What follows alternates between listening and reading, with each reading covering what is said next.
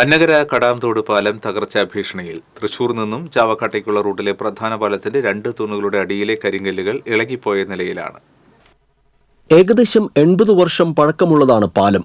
നിർമ്മാണത്തിന് ശേഷം കാര്യമായ അറ്റകുറ്റപ്പണികളൊന്നും നടത്തിയിട്ടില്ലെന്നാണ് പഴമക്കാർ പറയുന്നത്. ബസ്സുകളും ഭാരവാഹനങ്ങളും ഉൾപ്പെടെ നൂറുകണക്കിന് വാഹനങ്ങളാണ് ഇതുവഴി കടന്നു പോകുന്നത്. 2018 പ്രളയത്തിൽ പാലത്തിന് മുകളിൽ 4 അടി വരെ ഉയരത്തിലാണ് വെള്ളം ഒഴുകിയത്. പഴയ പാലം പൊളിച്ച് വീതിയും ഉയരവും കൂട്ടി പുതുക്കി പണിയണമെന്നുള്ളത് നാട്ടുകാരുടെ ദീർഘകാലമായുള്ള ആവശ്യമാണ്. കഴിഞ്ഞ 4 വർഷമായി സംസ്ഥാന ബജറ്റിൽ ടോക്കൺ തുക മാത്രം വെച്ച് അന്നഗര കടാംതോട് പാലം നിർമ്മാണം സ്ഥാനം പിടിക്കാറുണ്ടെങ്കിലും ഇതുവരെ തുടർ നടപടികളൊന്നും ഉണ്ടായിട്ടില്ല.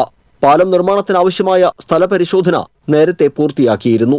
ഇത്തവണ മരാമത്ത് വകുപ്പ് പാലം വിഭാഗം ചാവക്കാട് ഡിവിഷൻ അസിസ്റ്റന്റ് എക്സിക്യൂട്ടീവ് എഞ്ചിനീയറുടെ നേതൃത്വത്തിൽ വിശദമായ എസ്റ്റിമേറ്റ് തയ്യാറാക്കി സംസ്ഥാന സർക്കാരിന് സമർപ്പിച്ചെങ്കിലും ഭരണാനുമതി ലഭിച്ചിട്ടില്ല.